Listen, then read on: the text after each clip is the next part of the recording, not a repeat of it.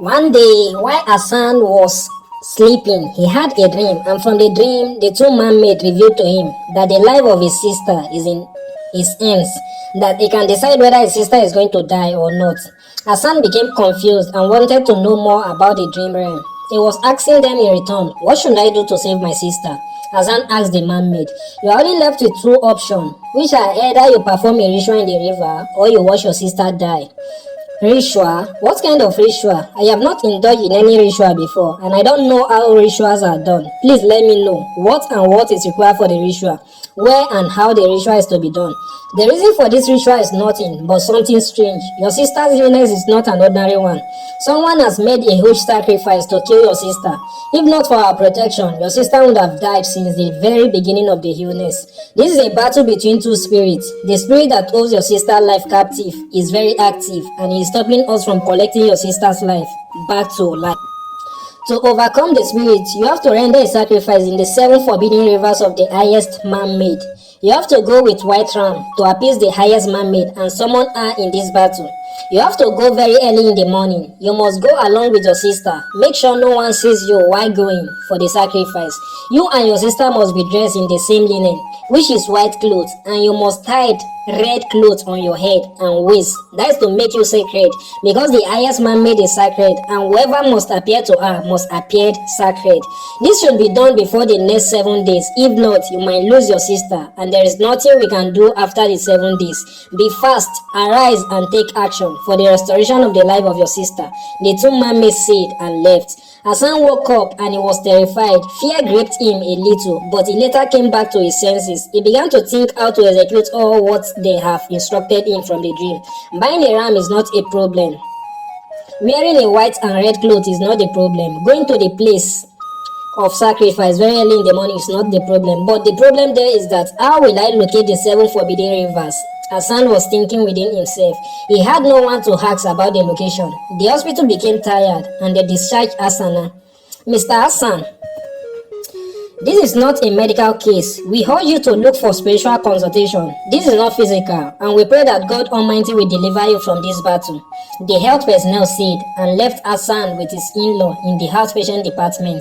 They took Hassan back home, and Hassan has no any other companion except Jibril, his in-law. He told him everything about the sacrifice, and he promised to render help to him. He knows the 7 forbidden rivers, of which he explained everything to Hassan. He helped him arrange for the sacrifice and called 2 young slaves to help him in carrying the slaves and the ram to the 7 forbidden rivers.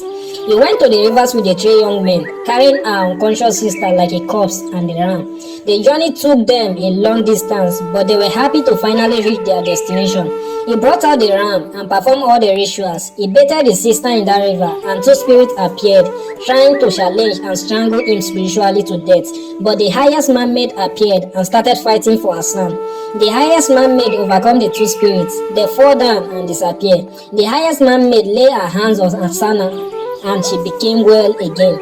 Hassan was surprised when his sister, who had been unconscious for so many years, regained consciousness and began to move her body. She can now talk, walk, respond to conversation, and stimuli. How do I manage? What has finally happened? He was grateful to the highest mermaid. He appreciated her with everything within him. Hassan and Hassan, be mindful of your decision and always live as brothers and sisters. Nothing should come in between you. Maintain your relationship at all costs. As you are going away from here, nobody should look back. Go in peace. I am with you always, the highest mermaid said, and disappeared. Hassan was very happy to see his sister coming back to life again. They started the journey back to their house as fast as possible, and they were very careful not to look back for anything. They finally returned to their house, and Jibril and Hassan's wife were waiting for their arrival. They sighted them from afar, and they were very happy to see Hassan being restored back to life again. Hassan was so weak and was leaning on Hassan's shoulder as they walked towards their hut. Her husband was very happy to see her. Hassan ordered his wife to prepare a very delicious meal immediately, of which his wife agreed and prepared the favorite and the most delicious food for Hassan. She ate it and regained her strength again. The next day, they moved back to their own house, leaving Hassan and his wife to enjoy their own life. Take good care of my sister. I'll be coming to check up on her from time to time, Hassan said as they were leaving. Hassan's wife was waving hands for them as a sign of goodbye. The mermaid was very happy in their coven. Their leader was praising them for their extraordinary strength and wisdom in their victory. This is the beginning of the battle. Let's not be carried away by our victory. We still have a long way to go, and the fight before us is more than the one we are coming out from, the mermaid said. The co-maid replied with an assurance voice that they will wait and they will be available to fight the remaining battle ahead. The old black woman was very angry for not winning the battle. She was sad because the life of Asana was not in her hands anymore. Who did this to me? Why am I not able to succeed in this fight? The old woman asked herself.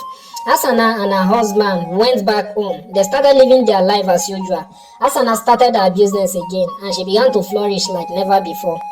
But she was still concerned about the previous occurrence to her life. Anytime she sat down, the thought kept on pumping in her. Who have I offended to attack me spiritually in such a manner? What have I done? Why are people after my life? Is it a crime to do business? Asana said, thinking momentarily as she was sitting down in her shop. Aisha, on the other hand, has been striving to find an handmaid, but ever since she left her son, life has turned upside down for her. She has been moving from frying pan to fire, one problem to another, to the extent that she began to give up in life. She started regretting and cursing the days she was born. Why is life treating me this way? God, what have I done to deserve all this oppression? Who will save me from this hardship in life? Is it how I'm going to suffer till I die? Aisha asked herself simultaneously, especially her relationship. She has been having heartbreak from one relationship to another. She finds it difficult to settle down with a man. She doesn't know whether the problem is from her or the other guys coming her way. One fateful day, she met a young man on her way back from the market. The man approached her and made a proposal to marry her. Aisha was not ready for any relationship anymore, based on her previous experience with her relationship. Aminat was a young lady that Aisha sees her to be a trusted and honest young lady. Aisha owes her as an accountability partner.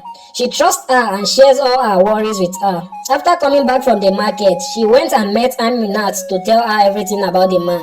Aminat, after hearing everything about the man, advised Aisha to give him a chance. Give him a chance. Who knows, it might be the man that might change your life for good.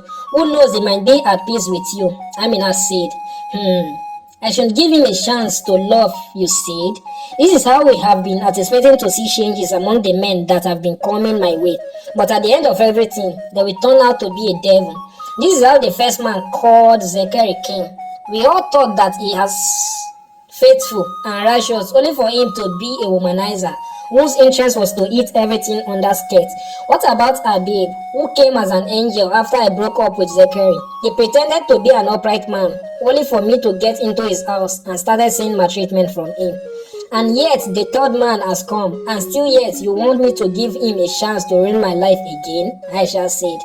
It's not like that, and I don't mean the bad for you. All I want to see in your life is success, and success can only be gotten by chance and luck. Success is not free. It's as a result of risks, and only the risk taker can attain success in life. For the sake of God, just close your eyes and try this out again. Who knows, it might work, Aminat advised. Suddenly her phone started ringing, and it was that young man that met her on her way back from the market yesterday. The phone rang. At first, she refused to respond. Then the man called again, but she was ignoring her call until Aminat became concerned and asked who was calling.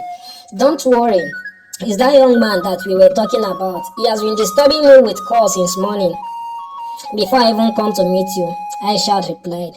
And you have not been responding to his call? Do you know what he wanted to even tell you? Why are you so strict in this manner? I have told you times without number to stop judging your presence with the lens of the past, but you don't want to listen. If you were eating rice today and the rice enter your head and caused you more pain, does that mean you are not going to eat rice for the remaining rest of your life again? Aminat asked. Be careful so that you will not make a costly mistake in your life. Please, if the man calls you again, please do well to respond to his call and even hear him out, Aminat instructed. And before Aminat finished speaking, Aisha's phone began to ring again. They stared at each other, eyeball to eyeball. Who is there? Pick your call, Aminat said. Aisha was feeling reluctant at first, but she later picked the call and they started discussing. What did you think about Aisha's life? What will be the response to the young man?